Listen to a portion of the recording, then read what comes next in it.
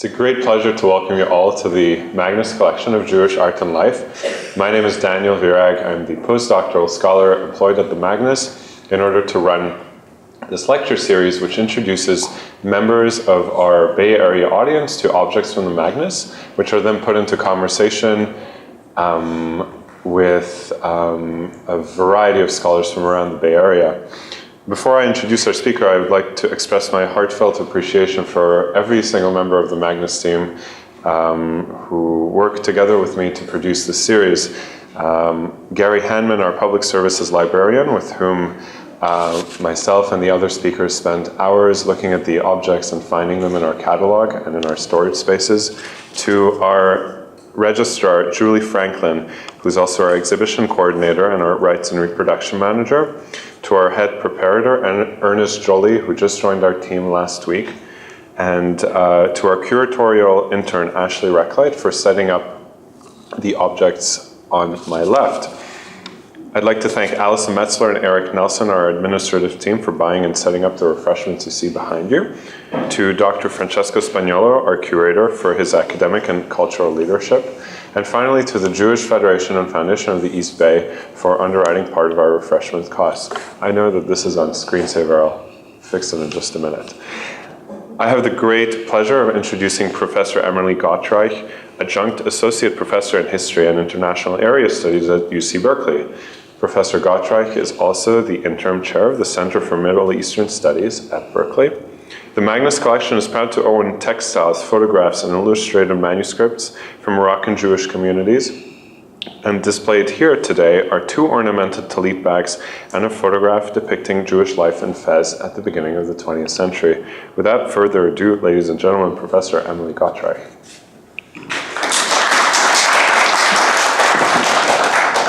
Good. Thank you very much, Daniel, for that introduction, and thank you all for coming.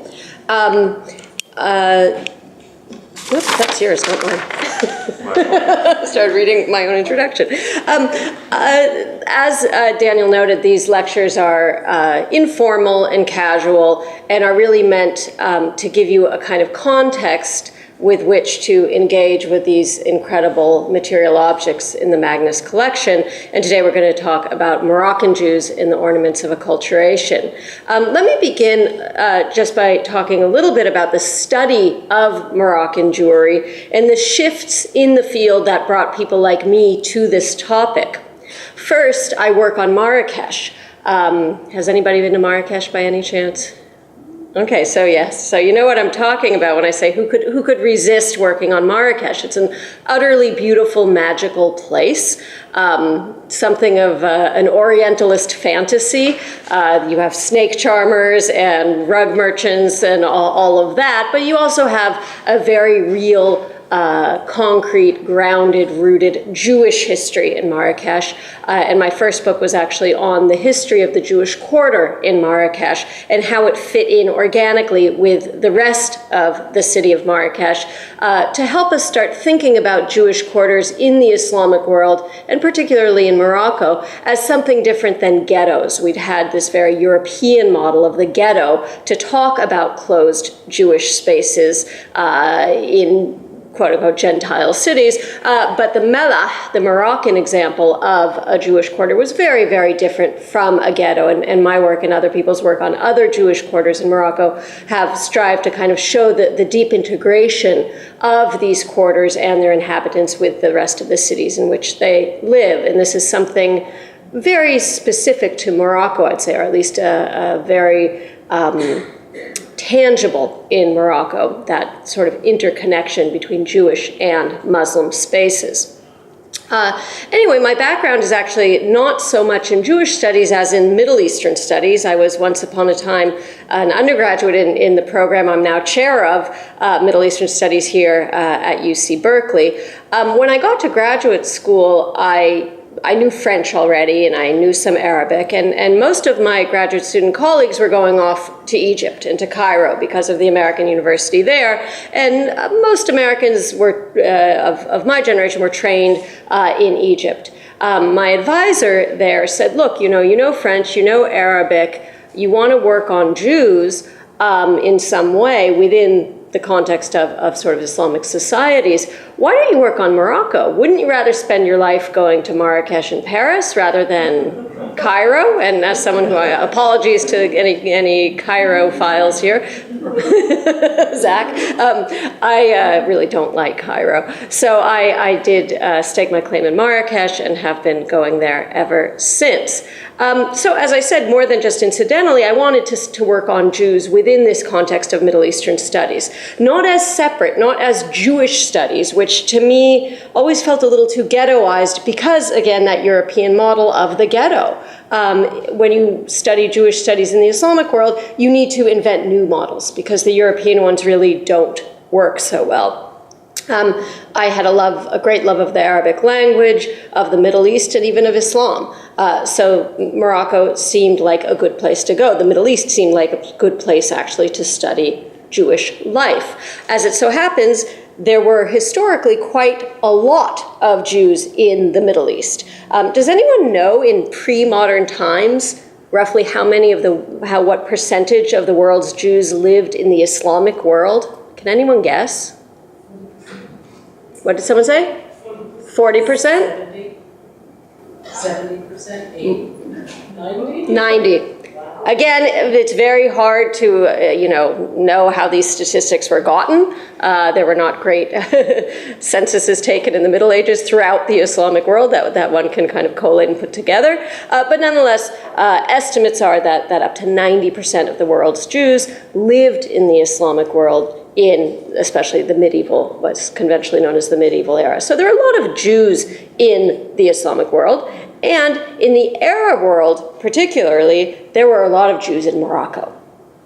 More Jews in Morocco, in fact, than in any other Arab country, by quite a large number.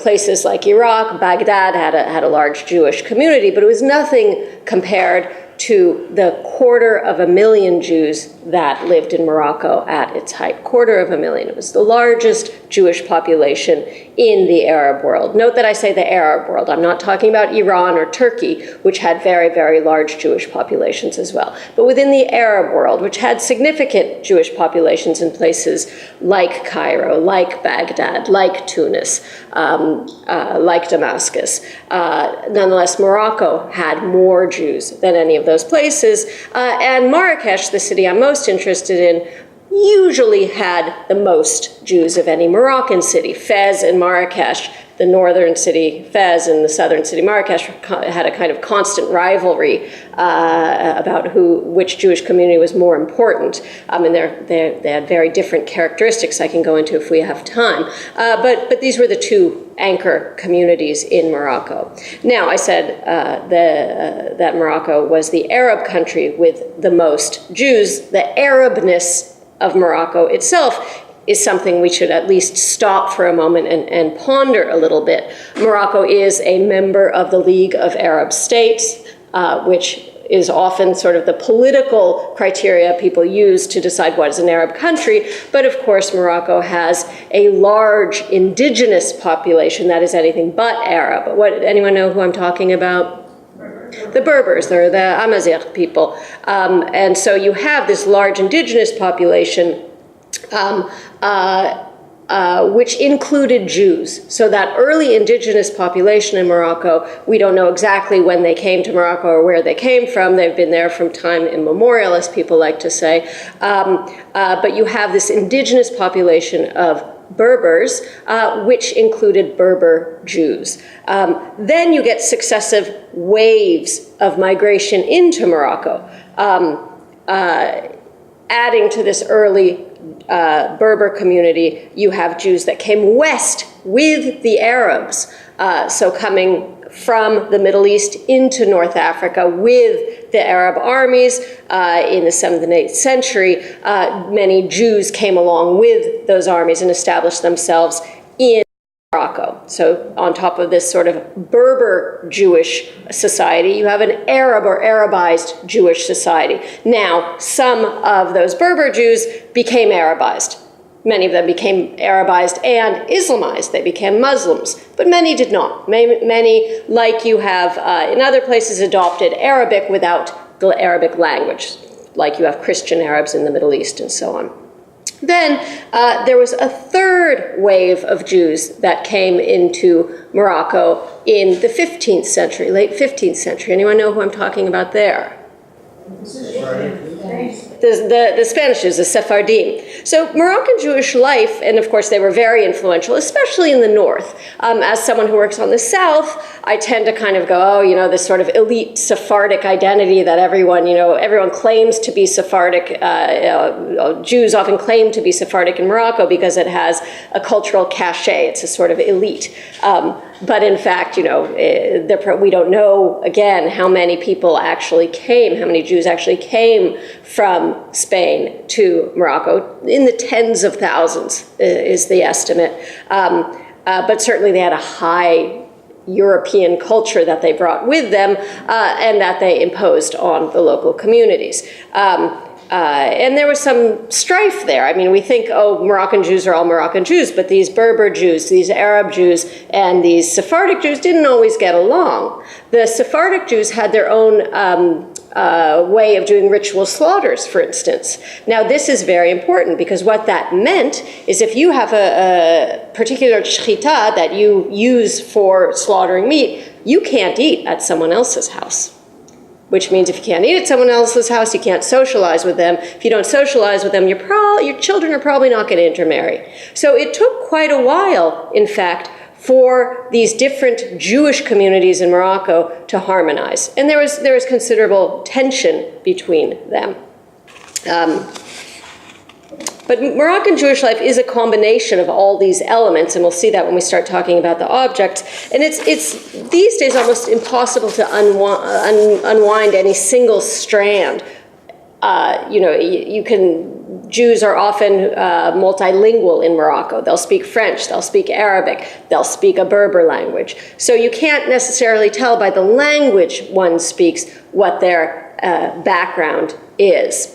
Now, one of those strands is Islam itself, not an ethnicity, right, but actually the religion of the majority population. There's an interweaving of Muslim and Jewish life that is quite profound in Morocco. Again, this is not really something that you see in European Jewish communities, and even to a lesser extent in other Middle Eastern Muslim communities. I think the integration of Jews and Muslims is quite unique in Morocco, and you see it in religious life itself. I don't have time to go into it here, but something like joint saint veneration.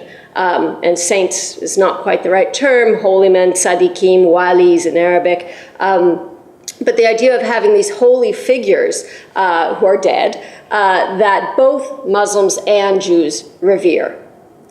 This is quite unique. And of course, it's quite unorthodox, both for Jews and for Muslims to be venerating the dead. So there's something kind of happening in both Islam and in Judaism out on that Western periphery of the Islamic world that's quite unique. The Jews of Morocco are today mostly gone from that country, but vestiges of them remain. You can read their past on the cityscapes themselves, as I do in Marrakesh. There's sort of a phantom presence, if you will. I haven't been to Poland, but people tell me that, you know, you can do the same thing in Poland, where you can, there aren't actually Jews left there, but you can see traces of Jewish life just on the cityscape itself. So in Morocco, for instance, you go to the Jewish quarters and you see on the doorways of homes the indentation where the mezuzah was. And sometimes it's quite clear. You can see the nail hole and you can see where, you know, where the mezuzah had been.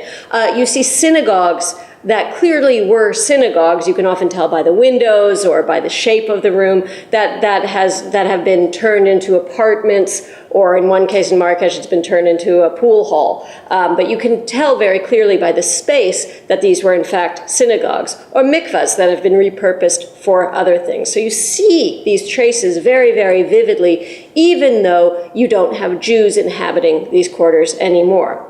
Nonetheless, Jews are still present in Morocco, and I don't mean simply this present absence as that academics like to talk about. I mean in real populations and numbers. Jews are still most numerous in Morocco. Put that the wrong way around. Morocco still has the most Jews of any other Arab country. That number is just much smaller now. People tend to put it at about 3,000 people, mostly living in Casablanca.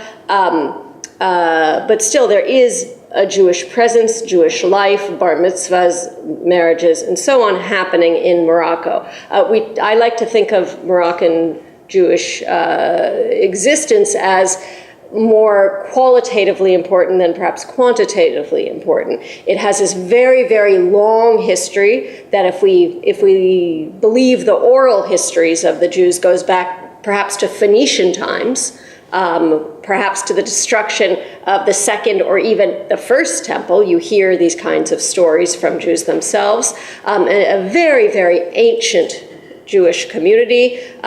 We have historical proof, if you will, from the early Roman period. But there's no reason to believe that Jews didn't come even earlier than that and continue there to today. And then also you have this qualitative difference of really great integration between Jews and Muslims, for better or worse. People lived very close together in all kinds of ways. This doesn't necessarily mean it's positive, and I'm not trying to present sort of, a vision of history in rose-colored glasses, but nonetheless there was an intimacy of life that, as a historian, I've not seen really in other contexts.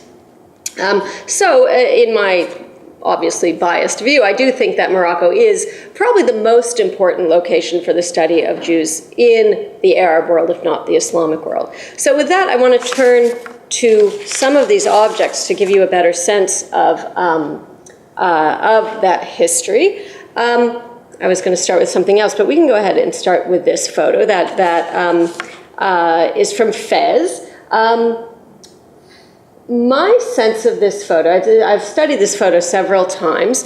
I wish it were a little sharper so that you could read some of these signs, because they're the signs people are holding, because they're sort of the only way to find out what's actually happening here. I think that this was dated from the Magnes has dated this from the beginning of the 20th century. I would put it more at the mid-20th century, just judging from how people are dressed. I'm not sure what the occasion is, and that's what I've been trying to figure out here. This is Fez. It is not the Mellah. That's one thing I can tell you. It's not the Mellah because you look at the buildings behind. Okay, these are very clearly more colonial European style buildings. So this is probably the Ville Nouvelle, the new city.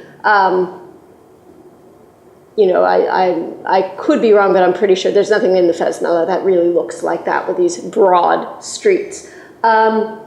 It's not a religious occasion. How do I know that? Yeah, the men for the most part don't have their heads covered. Even most of the women don't. They're not dressed for synagogue. It doesn't have the sense of a religious occasion at all. It's probably not a wedding either, given the location, and again, how people are dressed. It's some kind of, in my view, I think it's some kind of, it could be political, it could be a celebration. My sense is it could be the throne day. It could be the day when Moroccan Jews would celebrate the king. It could even be 1956, when the Moroccan king, who had been sent into exile by the French, came back. But what's most interesting, came back and took over an independent Morocco, I should add. The most interesting thing to me in this photograph is the sign on the left, and you can't really see it, I'm afraid. This one up here, right where that arrow is. Can anyone make out that top line in Hebrew?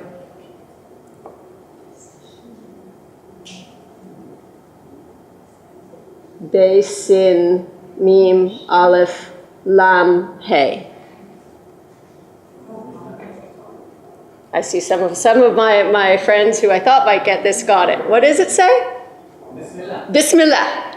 Bismillah. So that in the name of God in Arabic. In this case, Judeo-Arabic. So Arabic written in Hebrew characters. So this, I chose this photograph to just show you again that connection between Jews and Muslims, that Jews would say things like inshallah, bismillah, because this, Allah just means God, Hashem. It's the same expression, just in Arabic, and Arabic was the language of the Jews. They became Frenchified, certainly at a certain point, but this wouldn't be uncommon to see a sign in Judeo-Arabic saying Bismillah. It's very hard. I worked with it a little bit to try and figure out what the other signs were saying, but they mostly seem to be something about Etz Chaim, the tree of life from the Psalms, Orech Yamim B'teina, lengthen our days in our house and our home. So it's kind of just phrases, again, celebrating something. I don't know what, but I do think that the Bismillah is what's interesting here. Okay, so we have two tallit bags here. And I hope people have had a chance to come see them. You can come see them after, but I'll just make a few observations about these. They're both extraordinarily beautiful, and they involve a lot of handiwork. They have interesting design elements. One has the Star of David on it, which to me connotes that it's somewhat new. That was used really only in the 20th century, so the bag's not terribly old. It's probably 100 years old or so, and I'm talking about the red one on your left, my right. It also has the Moroccan 8-pointed star on it, which is probably older. Now, stars are, of course, used throughout the Middle East by all kinds of people, and what we think of as the Star of David is also used by Moroccans in all kinds of other contexts. but we do see these two different kinds of stars in the same bag. What's interesting on that particular bag is that it has the name of its owner, and his name is, I don't have it right here, it's Yehuda something Albo. So Albo, we know, what kind of name might Albo be? Berber, Arab, or Spanish? Spanish. So this is a Sephardic Jew, which makes sense because this bag, I think, is from Fez, and it's obviously by someone who's probably a fancy guy. In Fez is where you had that Sephardic elite. And by the way, you also had the Muslims who came from Spain were also an elite and came to Fez. So you have a whole quarter in Fez, that's the Andalusi quarter. Very strong Spanish influence in Fez among both Muslims and Jews. The other interesting thing on this bag, when you come to look at it, is the way that Yehuda, the name Yehuda, is spelled. It's spelled with an aleph, not a hey, so Yehuda, which means, again, they probably spelled it how they would pronounce it. It's not correct, but it's probably how people spoke. It's written phonetically. So again, I think this points to both the different types of, ethnic types of Jews, the different rites that you had in Morocco, Sephardic rite versus the local minhag, the local customs, and the economic and social classes. This was a society with classes. There were some very, very wealthy Jews and masses of very, very poor Jews. The second bag is similar. Let me see what I had to say about that one. Oh, I wanted to say something about the red part of it, actually. What does anyone know anything about any ideas about the color? Why is it red? Anyone who knows anything about Morocco, why is it red? Tim? Sarah? So red is often seen as sort of the color that protects against the evil eye.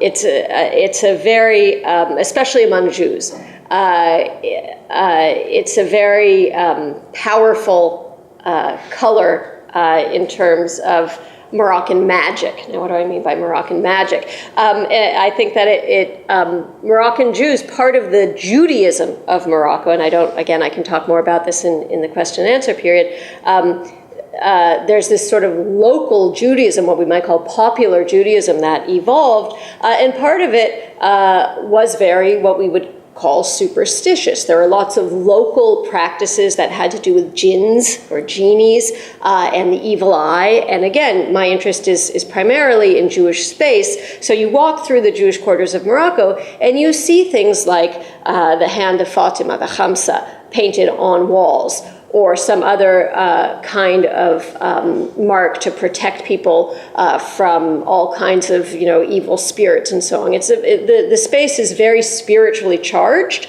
and there are positive and negative parts of that, and people felt compelled to protect themselves against evil spirits and so on, and the color red was certainly involved in that often. So I think that's why you end up with a red tallit bag. Again, I would point to the craftsmanship of both bags. Embroidery was usually done by women. Jewish women worked in Morocco more than Muslim women did. They worked outside of the home more than Muslim women did. There were much less stringent rules about appearing in public for Jews than for Muslims. In many places, the Mellah, the Jewish quarter itself, functioned as an eruv. So it was almost all considered loosely domestic space. Jewish women, for the most part, didn't cover their heads. And so they worked. They worked as water carriers. They worked as embroiderers. They worked as cooks, as maids, and so on. So these were probably embroidered by women, perhaps by the wives of the men who carried these. Maybe they were bought in the markets. But I do want to point out the level of the craftsmanship. When the Jews left Morocco in the 50s and 60s, a huge part of that country's artisanal knowledge left with them. So Jews were very adept at embroidery, at leather work, so this is a country where saddles were very, very important, and at metalwork, especially at metalwork. So the metal lamps, the metal jewelry, all of that kind of beautiful stuff that one sees in Morocco, the doorknobs on those big, beautiful doors, the knowledge of how to make those left, for the most part, with the Jews. You go to some villages in the Atlas Mountains, and Sarah Levin, who's here, has done a lot of research there, and she can talk about this as well. And you see that the doors don't have knobs. And you ask people what happened to the knobs, and they said, well, the Jews left, 50 years ago, and no one knows how to make that right kind of knob anymore. So a lot of, it's almost the same narrative we hear as from Spain, that when the Jews left Spain, how it only became apparent in the decades and centuries after what had really been lost. And I think the same can be said for Morocco, especially when it comes to some of these wonderful crafts. It's 1:45 now, so why don't I leave it there and take any questions or open the floor for comments and conversation? Yes, in the back? Many years ago, I was a nurse, and I took care of a patient who came from Rabat. And he told me that if I want to go anywhere in the Middle East, I should go to Rabat because there's a good community of Jews there and I would be safe. So I wondered if you could mention Rabat at all. Sure. So Rabat, I love Rabat. I lived in Rabat. Rabat's a wonderful city. It's a university town. It's not one of the old, what we call Hadariya cities, one of the old sort of civilized cities, these old beautiful capitals like Marrakesh and Fez and Magnes, where the Sultan traditionally had his home. The king now has his home there. It does have a Mellah, a Jewish quarter, and certainly it's very, very safe, but so is all of Morocco. I don't think it's any more or less safe. I mean, it's less of a tourist destination, so in that sense, I think there's, people that aren't hassled as much, but it's a modern Mediterranean city that actually reminds me a lot of the Bay Area. Yeah. Despite having Roman ruins, which we don't have. You had your hand up? Yes?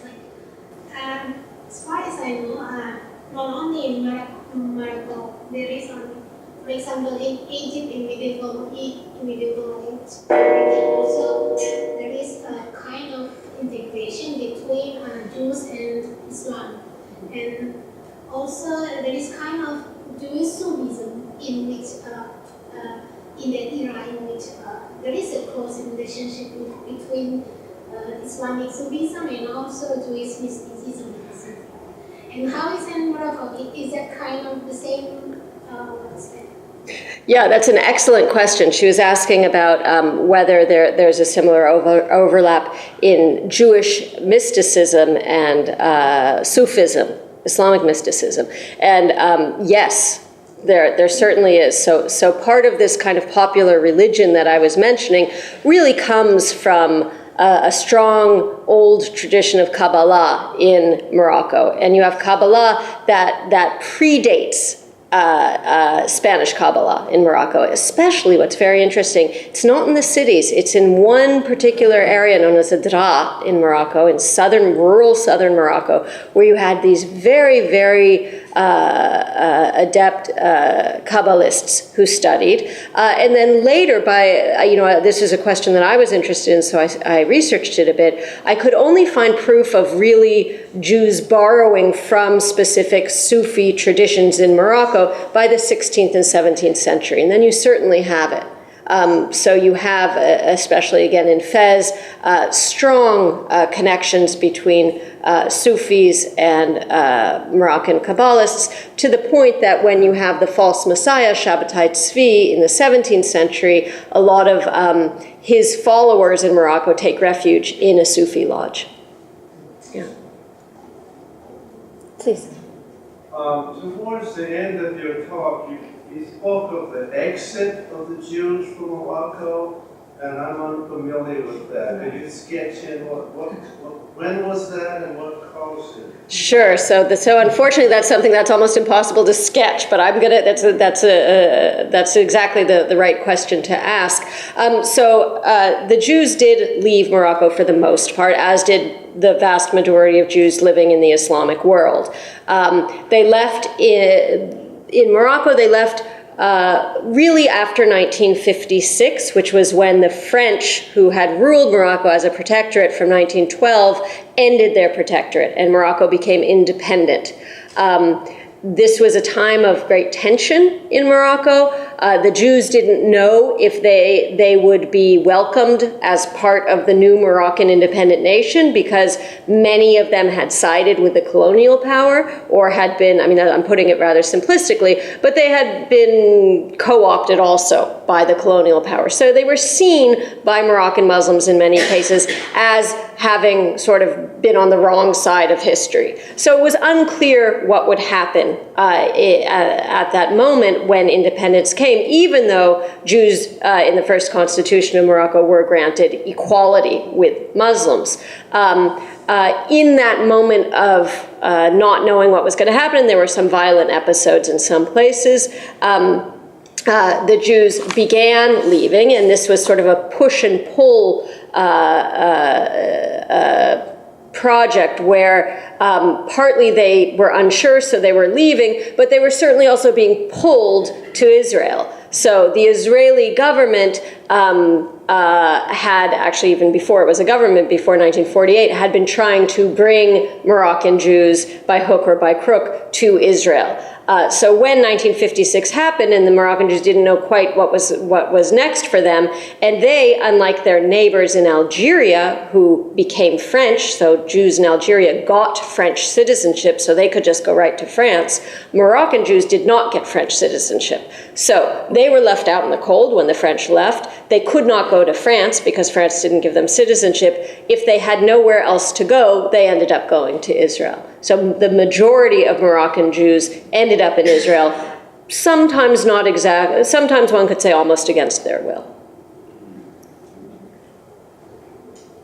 Eric.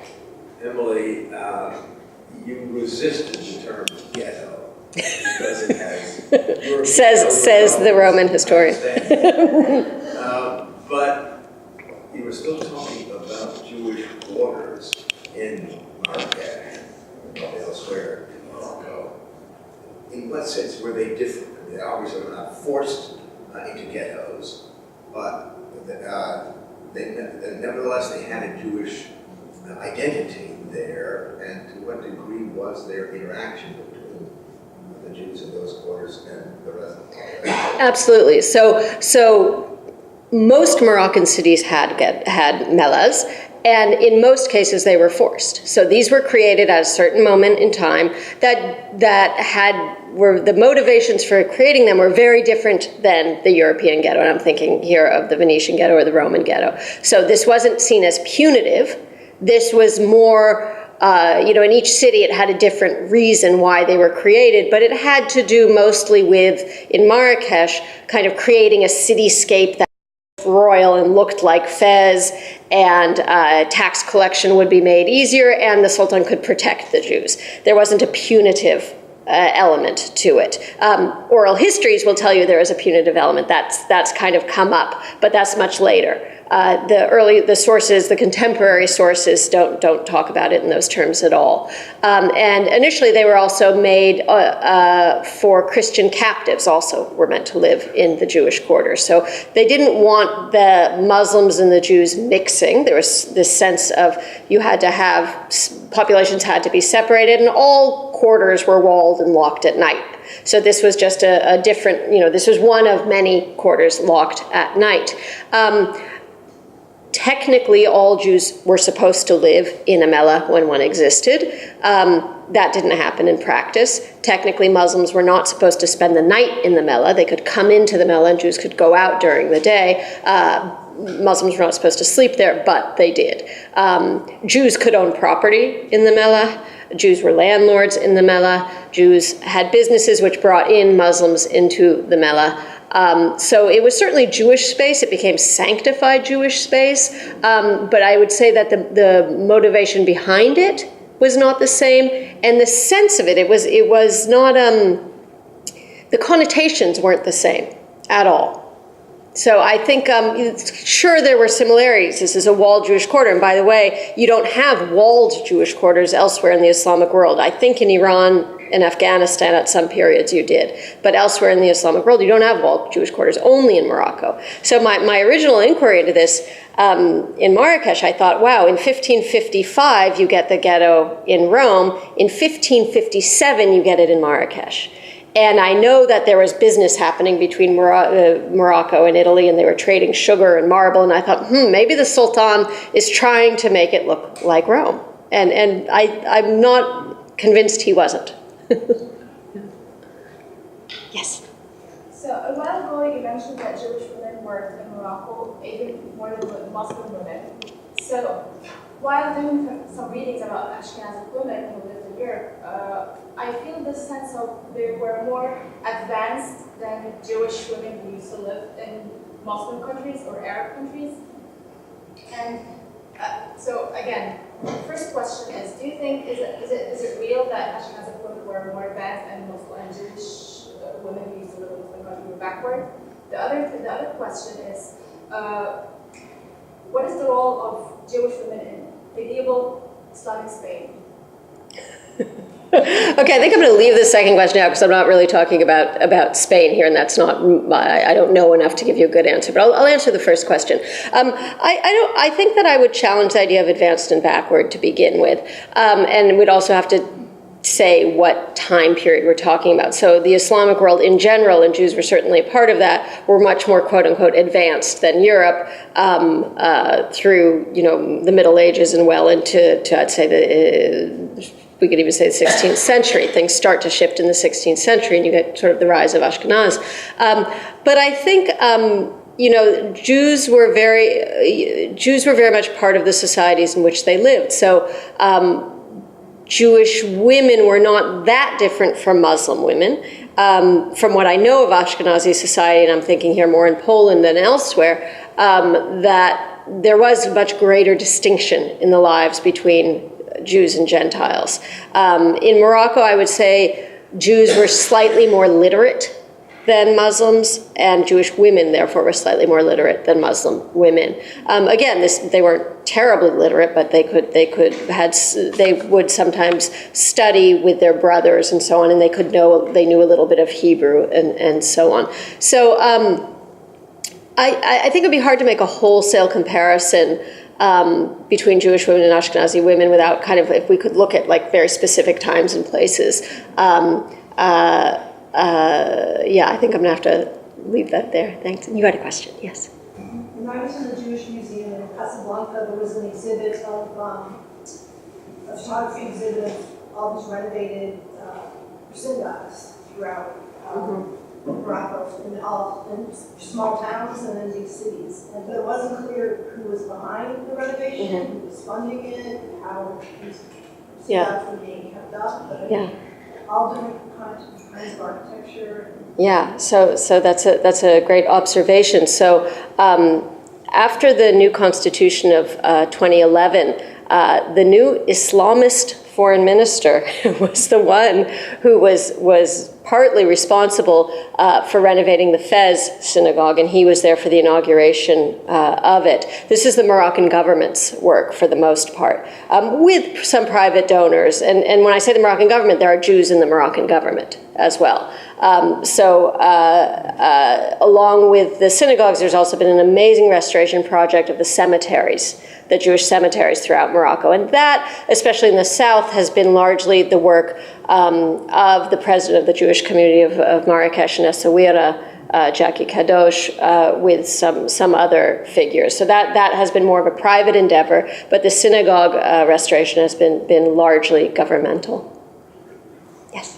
You've talked about the integration of the communities. How was the tension between the communities manifest during post-Middle Ages or Middle Age, medieval times, when we think about perhaps in other areas of the world, the drums or writings about the separateness of the Jews? Did the Jews keep themselves apart similarly, and how was tension manifest? Yeah, a really good question. So the way in the places I've studied in Morocco, the way the tension would be manifest would be tribes from the outside of the city would attack the city, okay? And they would almost always go straight to the Jewish quarter. Because they knew that the Jews often had some liquid assets of some kind. So they actually, going back to this idea of superstition and folklore, they had ideas that Jews had sort of magic powers. I worked on one case where the tribes came in repeatedly to try and steal a red-haired Jewish baby because they believed it was kind of a blood libel story. It was crazy, but they wanted to steal this child and murder it because its blood would lead them to a treasure. I mean, just this kind of wacky stuff. But in any event, it was often the tribes who were rebelling against the established authority of the cities, going after the Jews, and usually that's when the city, like all walled cities, would close itself up, and Jews would often find refuge if they were out in other parts of the cities in Muslim homes. So often I would say it was more a rural-urban problem. Morocco is a big country with cities that are constantly struggling to hold on to the countryside. So I think that was sort of the dominant way you'd have tension. But there was other kinds of tension. But you had law courts. You had different kinds of law courts where cases could be heard. And were Jews subject to civil law courts? Oh, sure. So they had for internal cases within the Jewish community that didn't involve capital punishment or anything like that. The Sheikh al-Yahud, the leader of the Jews, would rule over those cases. Anything that involved Muslims would go to the Qadi courts, to the Muslim courts. And often, if Jews didn't like the ruling they got in the Bet Din, in the Jewish courts, they'd go to the Qadi courts, especially for things like divorce, because the Jewish women had an easier time getting divorced in the Muslim courts than they did in the Jewish courts. Okay. I think I'm going to leave it there, because we are out of time. Thank you.